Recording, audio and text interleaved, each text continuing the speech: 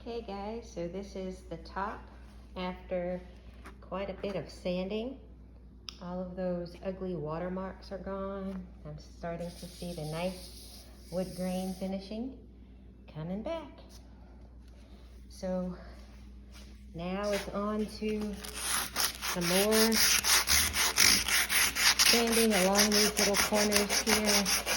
Got to resort to some manual power here. But finishing this antique vintage Singer, 1938 model, 1588 sewing machine.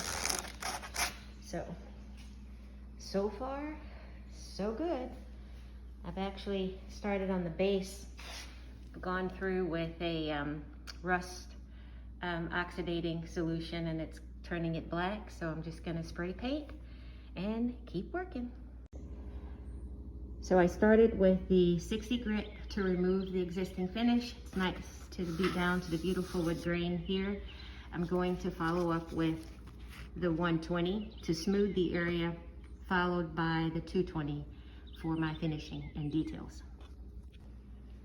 All right guys, so I'm making pretty good progress. I've moved to the inside of the table and I've used the power sander to get that existing stain off.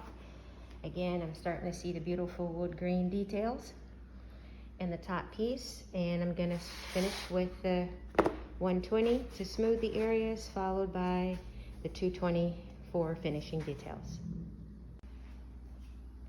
All right, so there's my progress so far.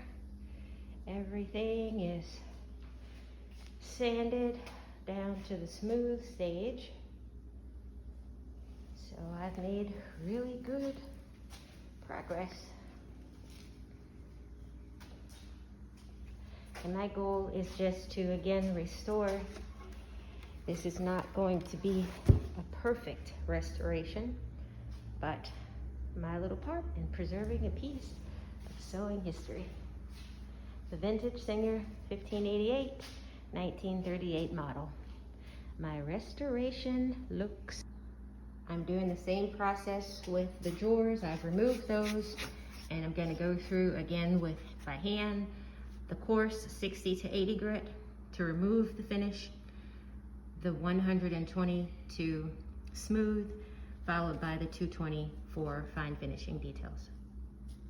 So just scrubbing away. Okay, so I've actually gone through with 3 different grits of the sandpaper. I then wiped everything down with just a damp cloth, all of the wood pieces, including the drawers. I have to go in with some putty to kind of fix that little area there, but the drawers are in a really good condition to be almost 100 years old. They're beautiful wood.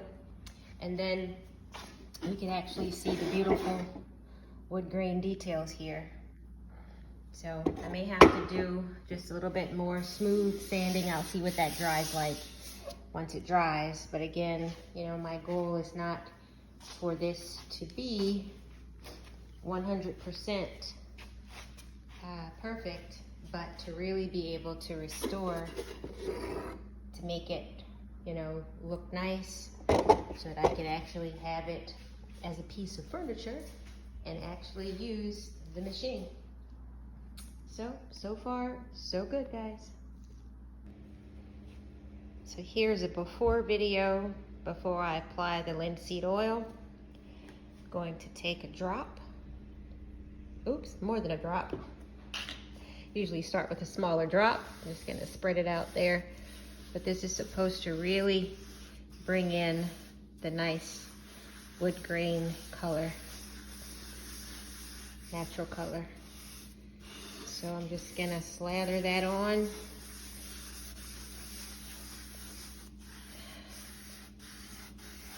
Sorry, my camera's going out of focus there, but I think it's really doing justice to this old machine here. Probably had a lot of love over the years. I'm sure there were some beautiful garments and things sewn on it.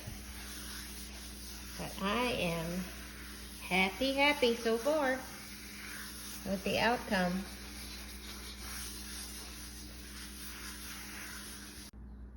I'm doing the same process with the drawers. I've removed those, and I'm gonna go through again with, by hand, the coarse 60 to 80 grit to remove the finish, the 120 to smooth, followed by the 220 for fine finishing details.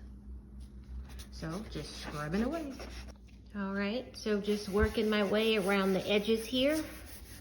Still applying the linseed oil, trying to follow the pattern of the grain. And again, this is supposed to just bring out the nice natural color, rich, warm color of the wood.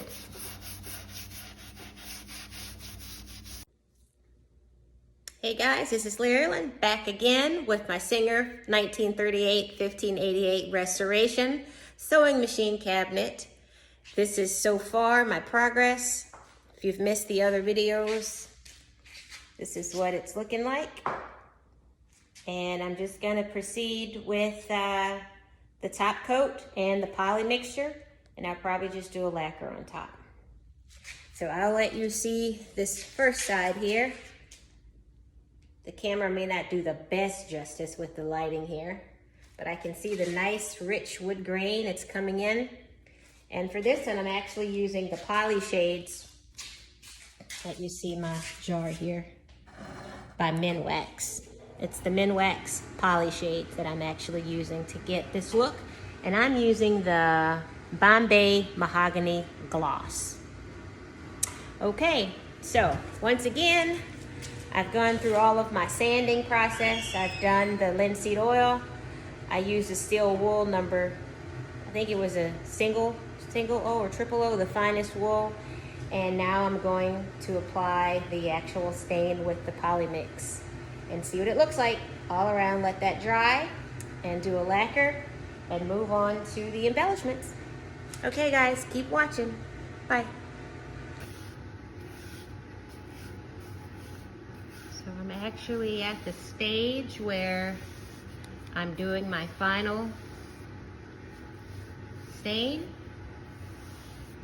and poly coat. So this is a mixture of a stain and a poly coat. And I've gone with a Bombay, I think the color is called Bombay Gloss. I can see the beautiful wood grain coming through. I'm gonna let this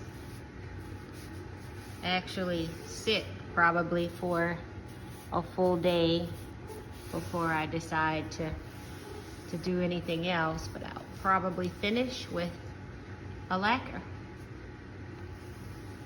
But so far so good. I wanted a nice glossy look, but I think it's coming along.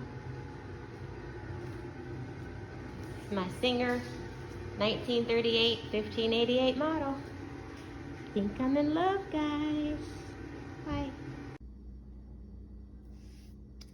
Okay, I'm just moving on to the drawers. I'm still using the combination of the poly shades along with the gloss, and just taking my time. So I will probably do just one coat of this and then move on to my final lacquer or shellac for the top. I'll let you take a look to see what those are looking like. And that's a view from the side. So I love dark cherry, your traditional wood colors. That's just me. I think it's gonna be a beauty once it's done. All right, so there's an updated view of where I am. My first coat of the stain is on, and I did go with the poly shade by Minwax. That's both the stain and the polyurethane combined. Some areas still look a little hazy because it's kind of wet and I don't have the best lighting right now. But I think I've got pretty uniform coverage so far. There's a look from the undersurface there as well. You can kind of see that nice wood grain there. And then there's a key look at the gold Singer logo. So I'm happy.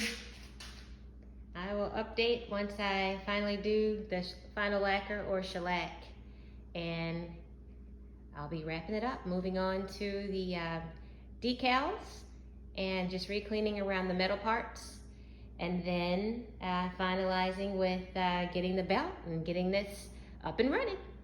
Stay tuned. Bye.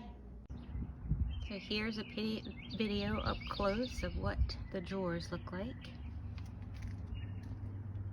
And they've been stained and shellacked. Okay, so once I've washed with the little soapy water, I actually had some of the presser feet and some of the attachments that had a couple of rust spots over the years. These are some of the older ones that came with the machine. Soak in this boiled linseed oil for 10 minutes or so, and then I'm going to use the steel wool pad to actually scrub a lot of that off. So this looked a lot worse once I put it in, but it's starting to kind of dissipate some of that rust as well. So I'm just going to scrub away in a couple of minutes. And some of the others that I have here, those were the button attachments to make the buttons. I've already cleaned and did those as well, and just kind of washed and dried some of the other attachments. So okay, so let's see what this looks like. And this is after soaking in the linseed oil for about, I'd say maybe 20 minutes. The bottom part I've already scrubbed the rust that I could see there with the steel wool brush. Still a little bit of the buildup here. I'll try with that steel wool. Definitely a lot of improvement here in the front. Little buildup still left on the side, but much better. Much, much better. So I think it was definitely improvement there. Okay, so this is after I have the top coat of the shellac. So this is my front. That's a view from the side. That's a view from the back. And that's a view from the other side. And that's the top. So I think it's looking really good. I'll get you a view of that beautiful gold Singer logo. And I did go ahead and update the gold on that part as well. So we just gotta let it dry and get to working on the actual mechanics of this machine, getting it up and running. So happy to be preserving a piece of sewing history. Bye guys.